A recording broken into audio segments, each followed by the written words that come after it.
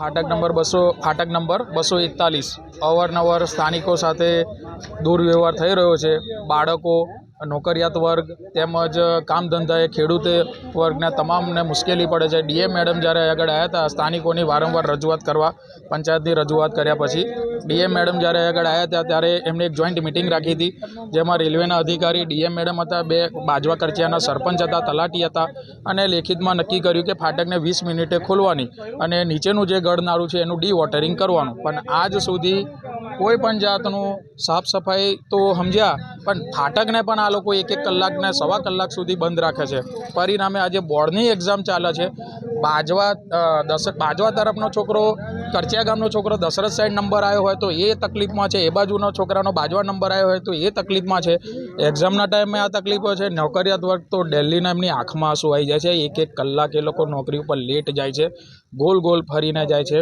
મુખ્ય સમસ્યા એ છે કે કોઈપણ જાતનું ડાયવર્ઝન આલ્યા વગર ચોફેરના જે બ્રિજ છે, મિની નદીનો બ્રિજ તો કે કામ ચાલે છે, રનોલીનો બ્રિજ તો કે બંધ છે.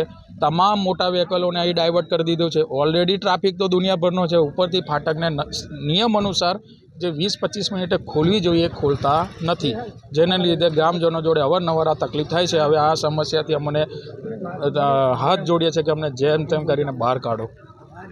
હું અહીંયા કરચામાં રહું છું. મારો જન્મ કરચામાં થયેલો છે અને હું આ છેલ્લા કેટલા વર્ષોથી મેં જોઈ રહ્યો છું કે અહીંયા ફાટકે ઊભો રહું છું. કલાક સુધી ફાટક ખુલતી નથી અને અમારે જોબ માટે જવા માટે બહુ જ પ્રોબ્લેમ થઈ રહ્યો છે. અમારે અહીં રહેવા છતાંય અમારે રનોલી ફરીને જવું પડે છે. રનોલીનો બ્રિજ બી ચાલુ નથી અને અહીં આગળ ઊભા રહીએ છીએ. લાઇન ક્લિયર હોવા છતાં બી લાઇન ખોલતા નથી. અંદરથી એવું કહેવામાં આવે છે કે હજુ સુધીને અમારું વેગન ને બધું આવે છે તો તમારે રાહ જોવી પડશે. અને બાજવાથી ક્લિયર લાઇન ક્લિયર હોય તો બી એ લોકો ફાટક ખોલતા નથી અને જ્યારે મેન લાઇન પર ગાડીઓ છે તો એ લોકો લાઇન આપી દે છે. પછી જેવી ગાડી જતી રહે છે તો મેન લાઇન પાછું જે છે સિગ્નલ ઉઠાવી લે છે. એમ કરીને અમારો કલાક પસાર થઈ જાય છે અને કલાક અમારે નોકરીમાં બી બહુ પ્રોબ્લેમ થઈ રહ્યો છે. નોકરીમાં લેટ પંચિંગ થઈ રહ્યું છે, અમારા સેલેરી કટ થઈ રહ્યા છે. તો અમને આના માટેનું નિવારણ આપો અને અમને આમાંથી એ કરો. જય ભારત, જય હિન્દ. રેલવે ફાટકની બાજુમાં અમારા ખેતર આવેલા છે. અમે ખેતી કરીએ છીએ વર્ષોથી, જ્યાંનો જન્મ થયો ત્યાંથી ખેતી કરીએ છીએ. મારા બાપ દાદા બધા ખેતી કરતા હતા, અમે બી ખેતી પર નિર્ભર છે.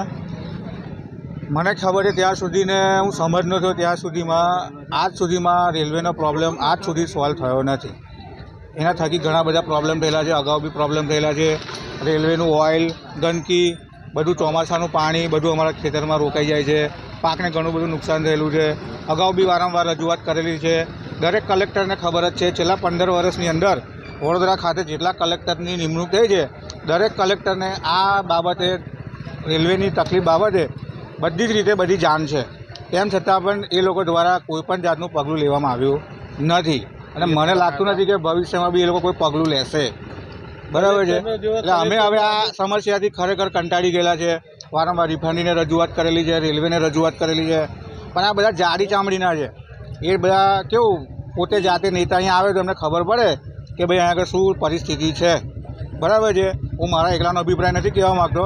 તમે બીજા 50 ખેડૂતોનો અભિપ્રાય લઈ દો. જો એક બેનો અભિપ્રાય તમને ખોટો લાગે, બરાબર, તો અમે અમારી શરણાથી મૂકી દઈશું.